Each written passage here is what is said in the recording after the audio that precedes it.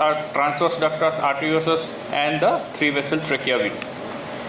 These are the guidelines which discussed by Mansi in the morning. This is the guidelines from American Society of Echocardiography. They have also included this very important view.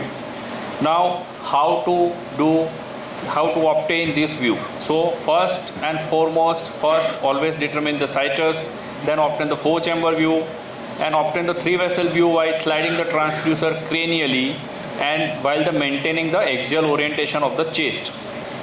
From 3-vessel view to 3-vessel trachea view, it can be obtained by slightly angling the transducer caudally towards the left side, and then you can see the fusion or the V of ductus and the aortic arches.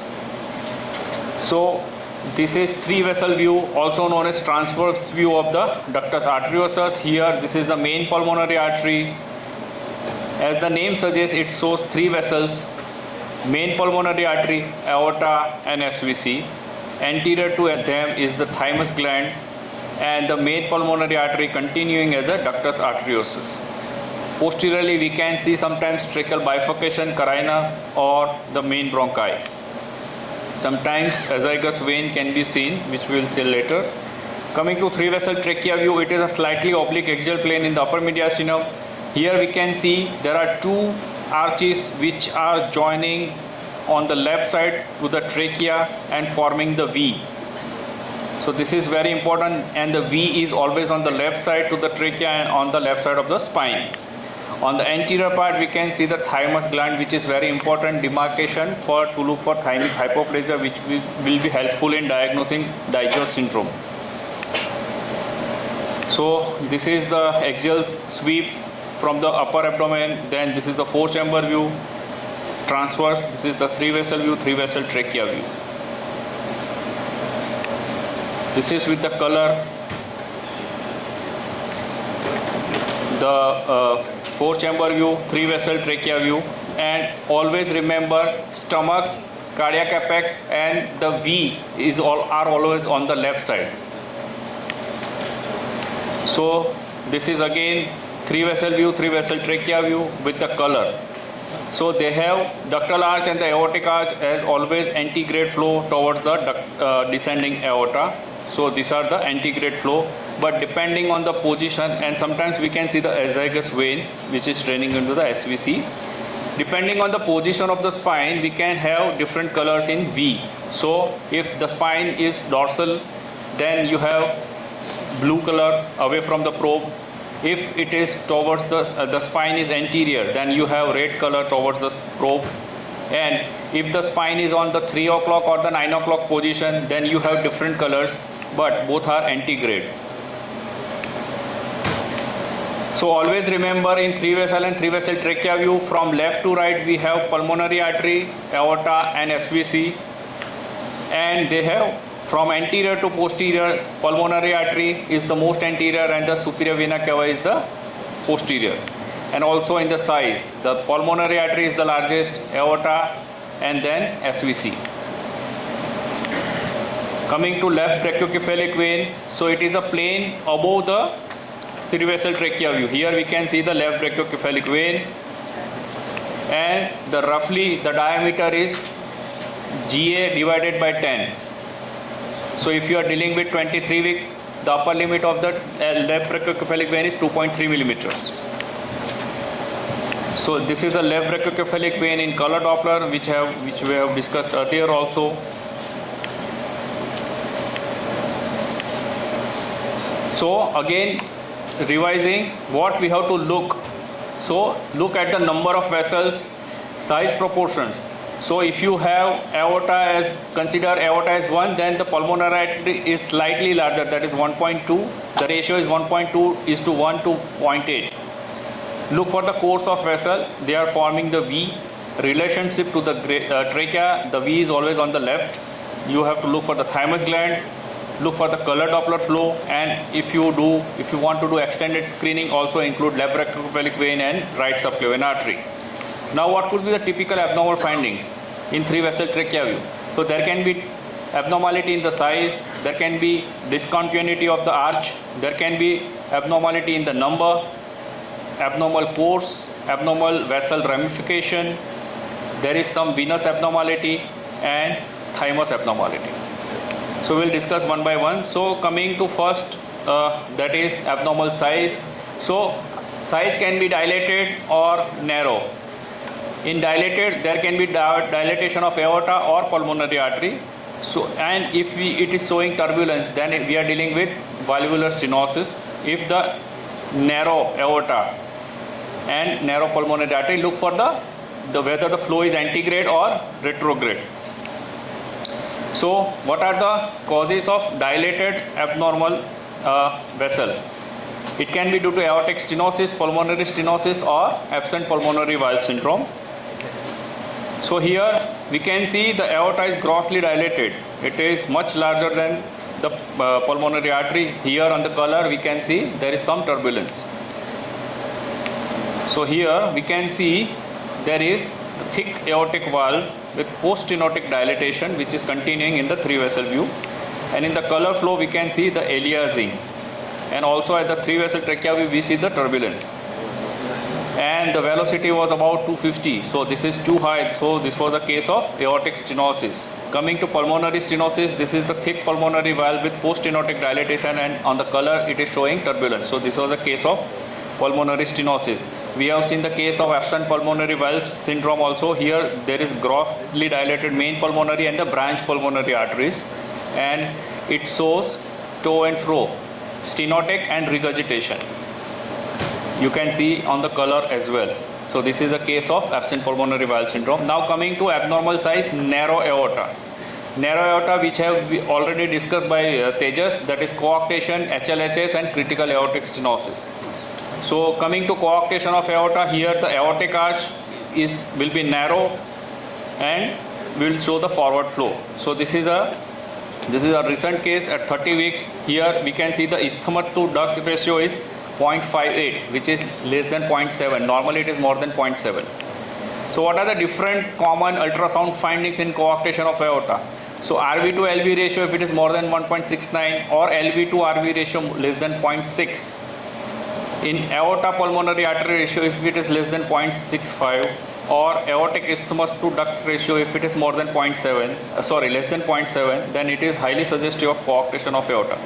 Look for the Z scores. Ascending aorta Z score -2, aortic isthmus Z score -2, and there is a posterior self sign which is seen over here, and there is newer sign is called, there is an increased distance between left common carotid and the left subclavian artery. That is also a sign of coarctation of aorta.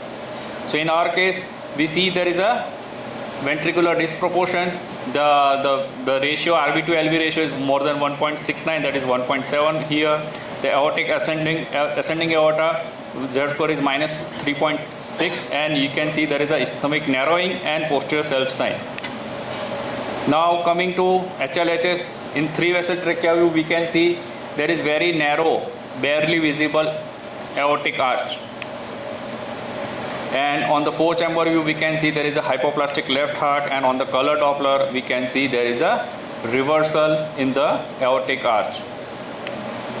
Coming to critical aortic stenosis, so this is at NT scan, we can see globular dilatation of the left ventricle with echogenic wall, and it is hardly contracting, and we can see there is a reversal in the aortic arch, and also there is very minimal flow with mitral regurgitation. Now coming to abnormal size narrow pulmonary artery. So narrow pulmonary artery can have antegrade flow or retrograde flow. Whether it is antegrade flow, it can be TOF with pulmonary stenosis, DORV, or Epstein's. If it is retrograde flow, then think of pulmonary arteries either with intact ventricular septum or with VSD. So here we can see there is a narrow pulmonary artery which is joining towards the aortic arch. So it is, instead of V, it is forming Y, and this is, we can see over here there is a narrow pulmonary artery with forward flow. On the grayscale we can see the same, and there is a overriding of aorta. So this is a case of TOF. Another case, here we can see there is a narrow pulmonary artery. Put the color, there is retrograde flow. 4-chamber view, narrow and hypoplastic echogenic right ventricle. and there is no flow across the tricuspid valve. So this was a case of pulmonary atresia with intact ventricular septum. Now coming to discontinuity, aortic arch is not continuous. So this is a case of interrupted aortic arch, and if you compare the size as compared to the SVC, it is almost the same size. And this is the video showing there is a ventricular discrepancy, and as we try to get the 3 vessel trachea view, we are not finding any aortic arch going towards the left of the trachea. It is directly continuing in the neck. There is no V formation. So in the sagittal view, this is confirmed. Here we can see the ascending aorta is continuing directly as head and neck branches. There is no aortic arch formation. Here there is no V formation, and this is confirmed in the color Doppler sagittal imaging. So this is a case of interrupted aortic arch. So there are 3 types of interrupted aortic arch. The first type, the aortic portion distal to the subclavian artery, which is there is no formation there. It is clinically as similar as coarctation of aorta. The type 3, it is after the main brachiocephalic trunk there is interruption, which is very rare in fetal life. So this is the most common type, is type B. It is the part between common carotid, left common carotid and left subclavian is interrupted. Now coming to abnormal number. So either we can have additional vessel or a single great artery. So in additional vessel we have PLSVC or supracardiac TAPVC, which we have discussed earlier. In single great artery, if it is normal size or dilated, in normal size either we are dealing with TGA or DORV, or if it is dilated single great artery, then it is common arterial trunk. So single great artery normal size. So here in 3 vessel trachea view, we do not see any pulmonary artery. We are only seeing the aortic arch. These are the 2 cases. Here the SVC and aorta is very proximate. Here there is a distance. So here this is an example of DTGA. This is the classical boomerang sign which we see. This is the trachea and this is the SVC. There is no pulmonary artery. 4 chamber view is normal and there is a parallel outflow tracts. So this was a case of DTGA. Coming to CCTGA, on 3 vessel trachea we can suspect this because there is a distance. There is a single great artery of normal size and there is a increased distance between the SVC and the great artery. So again here this is a reverse offset, and this morphological right ventricle giving rise to aorta, and anterior ventricle, that is the morphological left ventricle, giving rise to pulmonary branch. So how to differentiate on 3 vessel trachea view? So if it is proximate, that is DTGA, and this is if there is a distance, there is a CCTGA. But why it is there? So in DTGA, the right ventricle is normally placed anteriorly and the aorta is arising from the right ventricle. So the distance is shorter.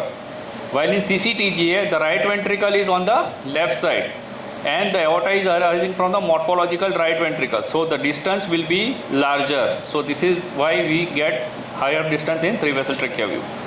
Now coming to single great artery dilated.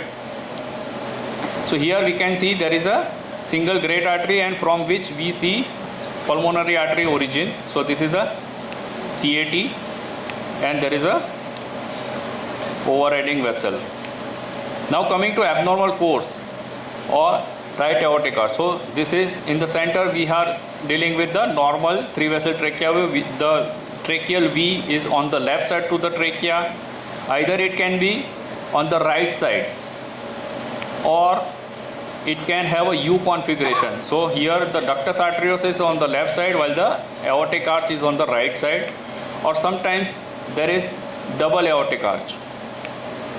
So this is a case, this is the left side, this is the right side. Here we can see the right V, also known as the right V. The right V is formed on the right side of the trachea, not on the left side. So here this is the pulmonary artery, this is the left side, this is the trachea, and this is the ductus arteriosus, and this is the aorta. So this can be easily missed because there is normal formation of normal normal alignment, but it is on the right side.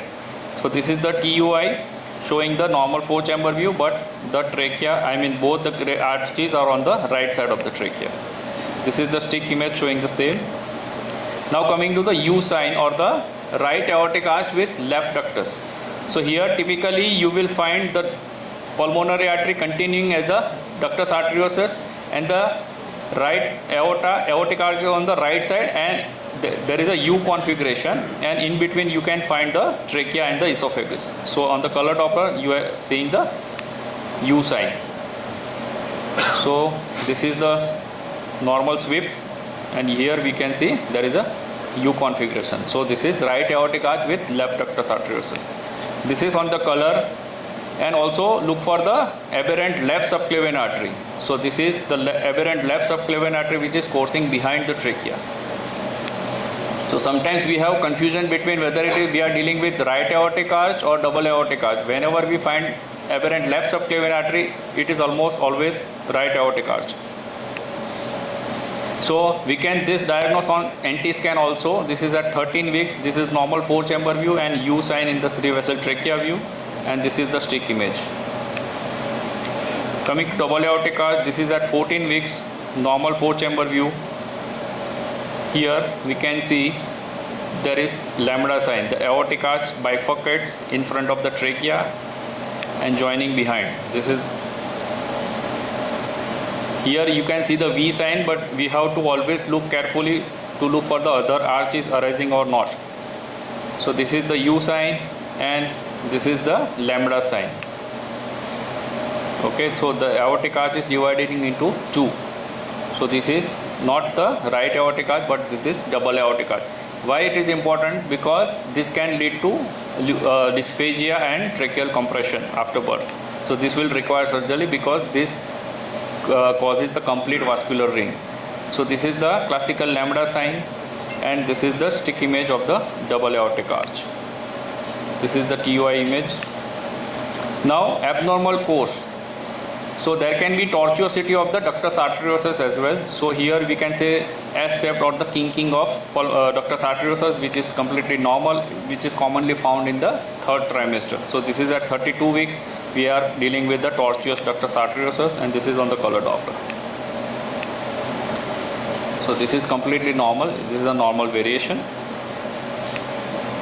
Now coming to abnormal vessel ramification, aberrant right subclavian artery, aberrant left subclavian artery, double aortic arch, which we have discussed, AP window and pulmonary sling. So this is the, we have seen in the demo that it arises at the above the level of 3-vessel trachea view, but if you find a vessel which is going directly towards the right shoulder behind the trachea, then it is aberrant right subclavian artery. So it can be diagnosed at NT scan also with the advent of slow flow. This is ALSA. So there is a aberrant left subclavian artery going to the left shoulder, and this is the case of right aortic arch with ALSA. So sometimes we find there is a communication between the aorta and the pulmonary artery, that is called AP window. I don't have any cases for that. So this is an AP window. Sometimes the left pulmonary artery, it goes behind the trachea and supplies the left lung.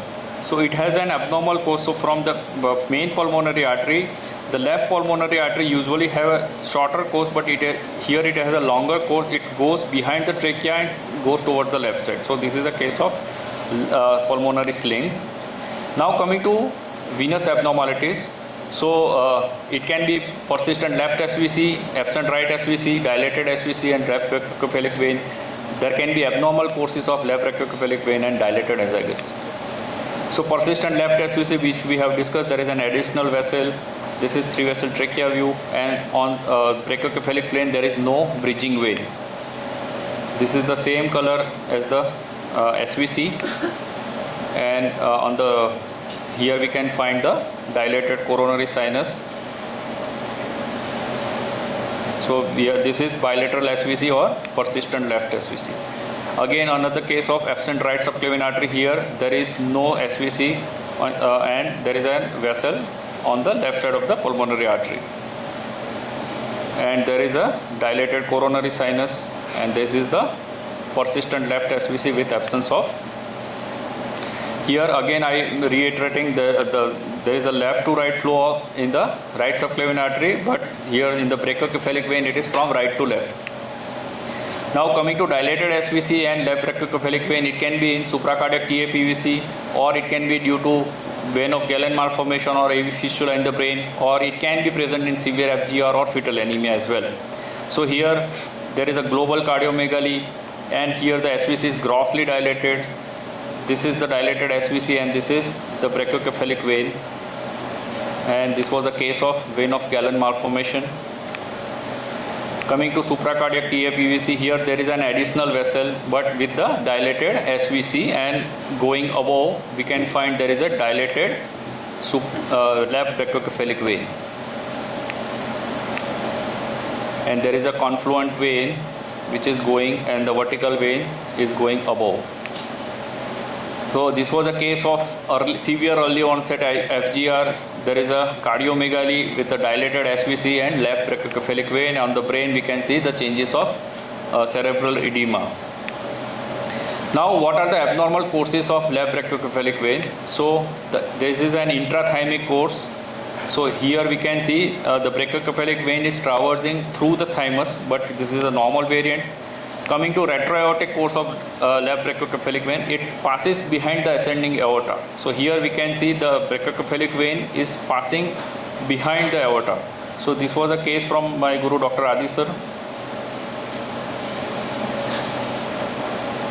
Here it is passing behind the ascending aorta. So this is 3 vessel trachea view. It is going posterior to that.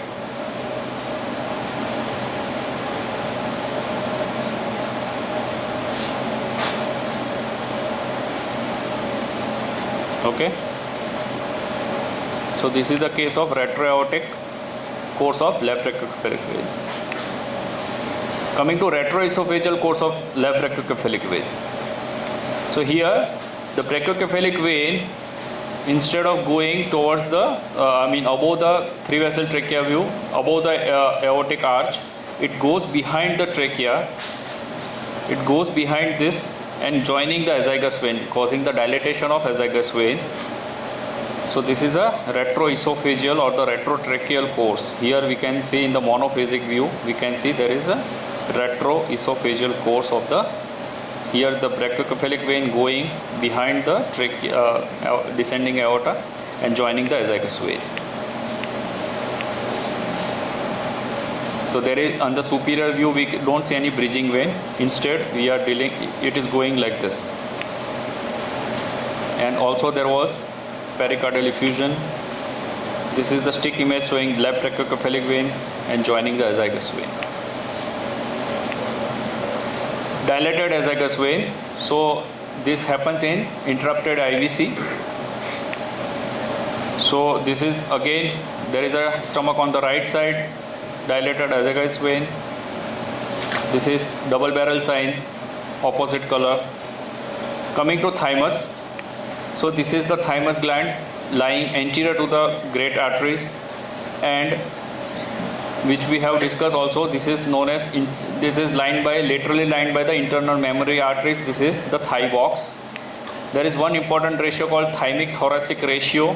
So from anterior edge of the aorta to the sternum, and from sternum to the spine.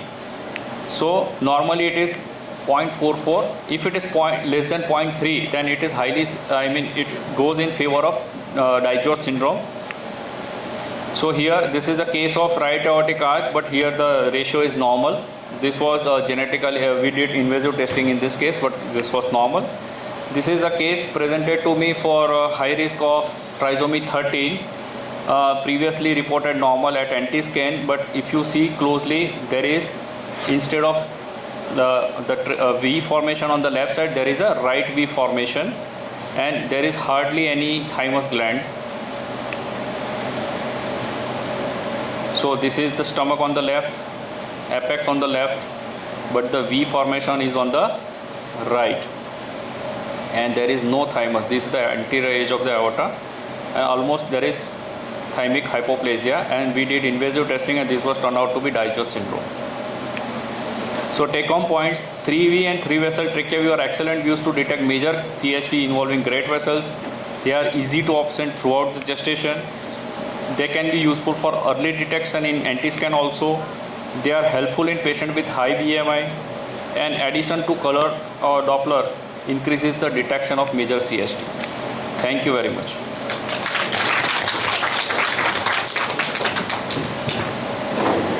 Thank you, sir, for your insightful talk.